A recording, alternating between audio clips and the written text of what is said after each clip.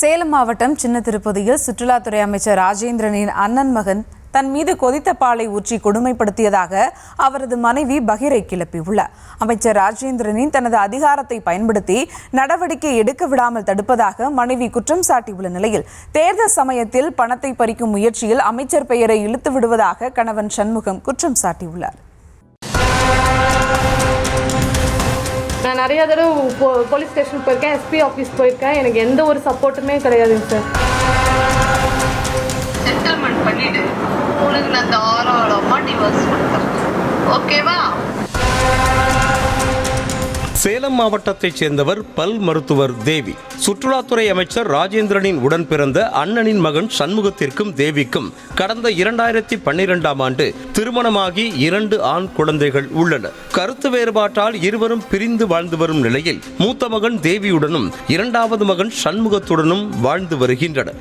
இந்த நிலையில் 4 வயதான 2வது மகனை அழைத்து வர கடந்த ஆண்டு ஆகஸ்ட் மாதம் சென்றிருந்த தேவியுடன் அவரது கணவரும் மாமியாரும் தகராறில் ஈடுபட்டதாக சொல்லப்படுகிறது. அப்போது கொதித்துக் கொண்டிருந்த பாலை எடுத்து தேவியின் மீது அவரது மாமியார் ஊற்றியதில் மார்பு கை என வெந்து போனதாகவும் சொல்லப்படுகிறது.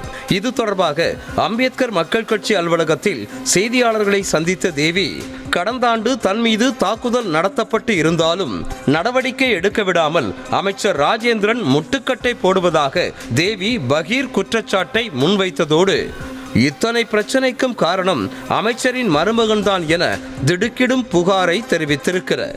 குழந்தைங்களையும் விட்டுட்டு அவர் காட்டுல போயிடுவாருங்க சார்.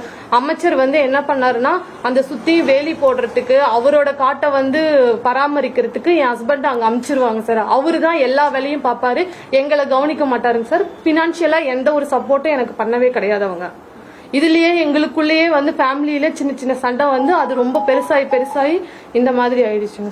அதுக்கப்புறமா குடும்ப சொத்து பிரிக்க போனாங்க சார்.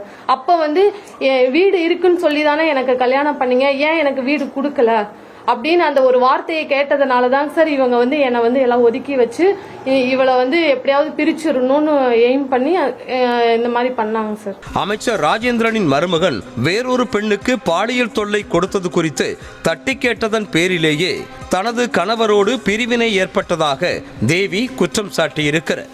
காவல் நிலையத்தில் புகார் அளித்தும் அமைச்சர் ராஜேந்திரன் தலையிட்டு பதிவு செய்த எஃப்ஐஆரை கூட தள்ளுபடி செய்ததாக கூறியிருக்கிறார். மாறாக மாமியாரையும் கணவனையும் தாக்கியதாக தன் மீதே வழக்கை திசை திருப்பி விட்டதாகவும் அடுக்கடுக்கான குற்றச்சாட்டுக்களை முன்வைத்திருக்கிறார். எங்க அம்மாவை தம்பி எல்லாரையுமே டார்ச்சர் பண்ணிட்டு இருந்தாங்க. நீ வெளியே யாருக்கிட்டையும் போக கூடாது, நீ இப்படிதான் அலையணும்.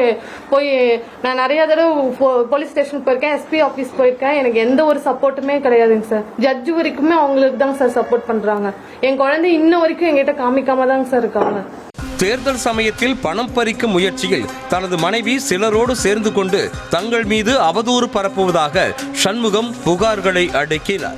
விவாகரத்து வழக்கு நிலுவையில் இருக்கும் போதே தன்னிடம் வீடும் 1 கோடி ரூபாய் பணமும் மனைவி செட்டில்மெண்ட் கேட்டதாகவும் ஆடியோவை போட்டு காட்டினார். வீடு 1 கோடி ரூபாய் பணம் வேணும்னு சொல்லி கேட்டிருக்காங்க, அதுவும் இருக்கு. ஆமா நேரடியாக கேட்டிருக்காங்க. ஆமா, பணமும் வீடும் வாங்கி கொடுத்துட்டா நான் உனக்கு டைவர்ஸ் கொடுத்துறேன் அப்படிங்கிறது ஆடியோ இருக்கு சார். அதையும் போடுறேன். அப்படிதான் என்கிட்ட டிவோர்ஸ் வேணும்னா எனக்கு பேசாம நீ 1 கோடி ரூபாய் பணம், அப்புறம் சின்ன திருப்பதியில ஒரு வீடு, இது 2ஐயும் எனக்கு செட்டில்மெண்ட் பண்ணிட்டு உனக்கு நான் தாராளமா டிவோர்ஸ் பண்றேன், ஓகேவா? கொதித்துக் கொண்டிருந்த பால் ஊற்றிய விவகாரம் தொடர்பாக செய்தியாளர்கள் எழுப்பிய கேள்விக்கு பதிலளித்த சண்முகம் தன்னையும் தனது தாயையும் சுத்தியலால் தாக்கிவிட்டு குழந்தையை அழைத்து செல்ல முற்பட்ட போது ஏற்பட்ட தகராறில் தேவி மீது பால் கொட்டிவிட்டதாகவும் தெரிவித்திருக்கிறார். தன் மீதும் தன் தாயின் மீதும் கூட பால் சிந்தியதாகவும் சண்முகம் மேலும் தெரிவித்திருக்கிறார். இது தடுமாறி ஊத்தினது. எங்கள் அம்மாவை தாக்க வரும்போது தடுக்கும் போது அது மேலே ஊற்றிடுது, அவங்க மேலே நிறையா ஊற்றிடுது, என் மேலேயும் ஊற்றிடுது, அம்மா மேலேயும் ஊற்றிடுது. அவங்க சுத்தியில் வச்சு தாக்கிறதுக்கு முயற்சி பண்ணுறாங்க. அந்த சமயத்தில் நான் உள்ளே வந்ததுனால அது தெரிஞ்சது. இல்லைனா எங்கள் அம்மாவை ஏதாவது ஒன்று பண்ணிட்டு போயிருப்பாங்க.